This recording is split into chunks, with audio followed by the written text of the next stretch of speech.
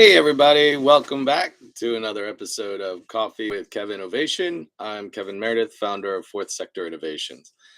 I just want to give a little recap about what we do with this every week. It's really to talk about innovation, explore topics that you want to talk about, and do that over some nice coffee and some good beverages. So, uh, the way that we use this usually is to get going, talk a little bit about the coffee, and then we talk about a couple of topics of innovation that we've already discussed, pre-selected, just to make sure we have something to talk about. And usually it's aligned with a course that we're teaching right now called Innovate Anything, designed to make sure that everybody has skills around innovation, that it's not just some technical or theoretical thing. It's a real tangible way to solve problems and get better outcomes. So that's what it's all about. This week we are drinking Munchies Coffee. This is a coffee truck that is based out of Orange, California, where we're headquartered. And we're drinking two different types this week: flat white and drip. So the drip is a very nice drip. All their beans, everything is ethically sourced. They have good relationships with the producers down in, around the world, but primarily South America. And another interesting thing about Miffy's is that it is all plant-based. So there's no cow milk or anything. So I had a flat white, and for the first time, this flat white that I've ever had wasn't made with cow's milk, and it added an interesting flavor to it. I believe it was coconut based, is what this one was, and so it was a nice take on a flat white. It was really enjoyable. So first had them at our local farmers market on Saturdays here in Orange, but then they're out in the community on a regular basis as well. So check them out if you can. That's Miffy's Coffee. Great stuff. And I'm continuing to drink the drip. Let's see. Last night, the last week or so has been really refreshing in a lot of ways. Two marquee events for the global supply chain industry were taking place over the last 2 weeks, or last week, excuse me. TPM Tech last week, Thursday and Friday. And then we had a networking event that we co-led on Saturday. And then Sunday/Monday, Tuesday, and a little bit more today is TPM. So TPM is acronym for Trans-Pacific Maritime. It is the largest of its type of conference in the country, one of the premier in the world. It is put on by the Journal of Commerce, and it is always just, it hasn't been going down for the last 2 years because of, well, you know why. And so it was just really great to get back to it and see everybody again and meet new people. Some really outstanding conversations, and a lot of conversations that maybe we wouldn't have had 2 years ago. And so I just really appreciate every chance getting to connect with the industry and see where they think things should and could go. So awesome events again last night. Over the last week. And then last night, want to thank the Port of Long Beach for always putting on a great event in getting people together, and just some really phenomenal people. So thank you everyone for that. And then the other thing that I wanted to bring up is this week we've got our discussion in class is all about biomimicry, evolutionary biology, and innovation, and exploring where those topics all come together. So biomimicry, if you've never heard that term or don't remember what it is really taking science and applying the insights and learning of science to solve real everyday problems that we have. And it's not directly utilizing nature, it is learning and being inspired by nature to come up with creative solutions. There's a whole nother discipline in which you actually take biology and use it in a business purpose, but that's not exactly, or an endeavor more broadly, but that's not exactly what biomimicry is. In the term mimicry is to attempt to reproduce something. So, there's a long way that we still can go with that. Nature has been doing its take on innovation and evolution way longer than humans have even been a part of it. And so we need to kind of set our hubris aside and really be willing to invest the resources to understand what's going on. And so the use of being inspired, like just looking around, the photosynthesis that happens with the plants that we see in trees every single day, we still are incredibly poor at kind of replicating what they do with the solar panels that are on our roof or wherever they might be. We need very harmful chemicals to produce those things. The efficiency levels are much lower than what nature provides. They require very high energy penalties to produce them, ship them around, all while the plants outside our window are doing this at ambient temperature in a non-toxic way. And so how can we get there?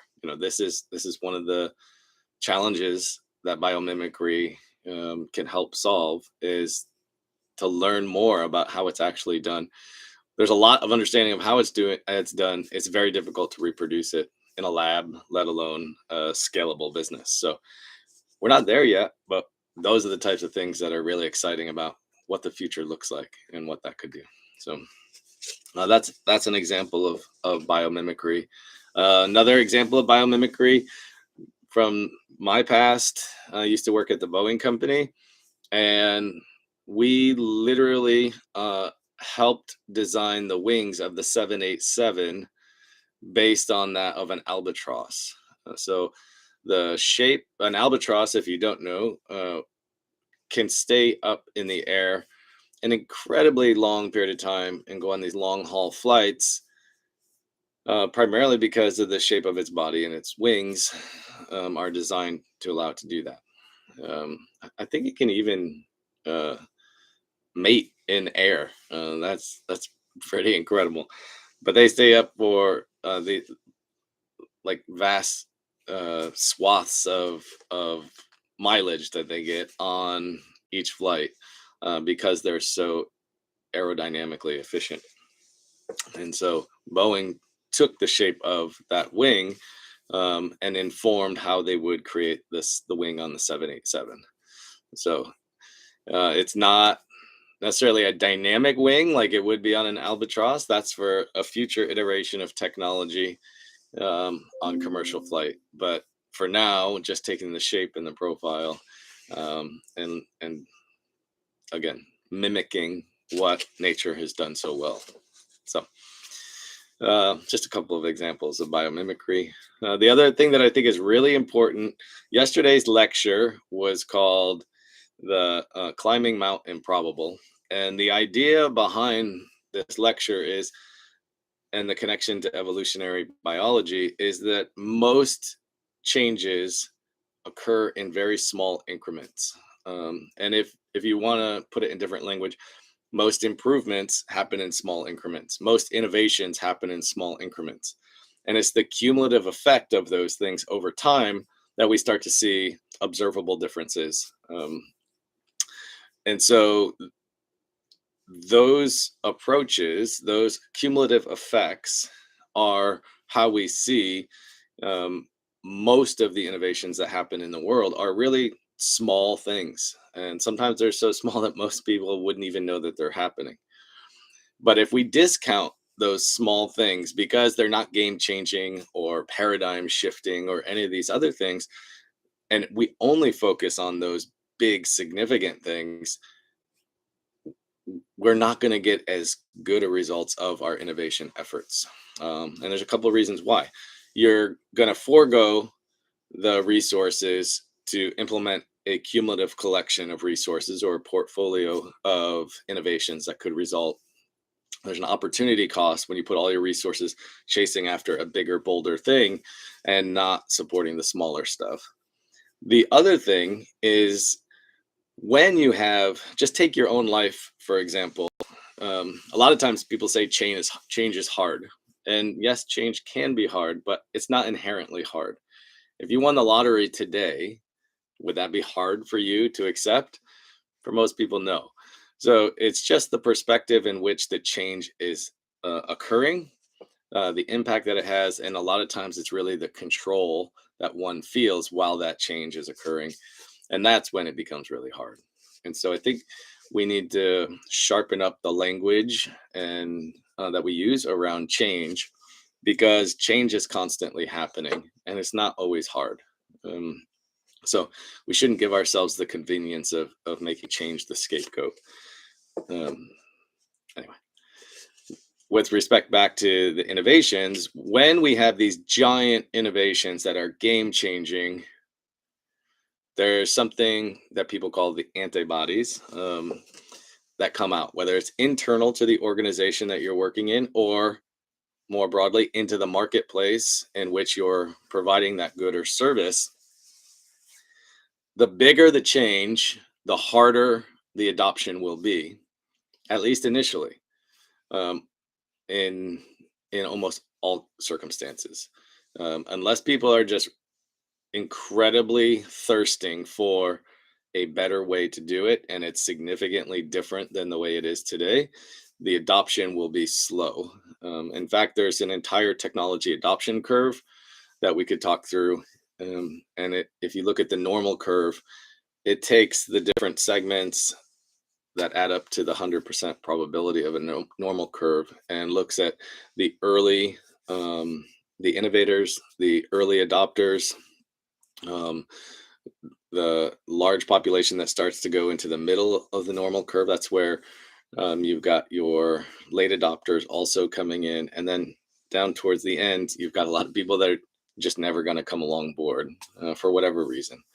And that represents typically a technology adoption curve where you see the number of individuals using or engaging with the product or service increasing in a normal fashion. Now, there are exceptions to that, but that's a pretty well established way to think about technology adoption. So we've covered a lot today in a short amount of time. But anyway, I just want to say thank you for joining. Thank you for continuing to check these out. Thank you for watching the replay. And if you have topics that you want to talk about ever, please let us know. Connect, CONNECT, at fourthsi.com. That's connect at fourthsi.com, and let us know. You can put in the comments in the chat also. We want to know what you want to know about so that we have better sessions for you, better topics. All right. With that, we'll see you later. Thanks, everybody. Have a great week.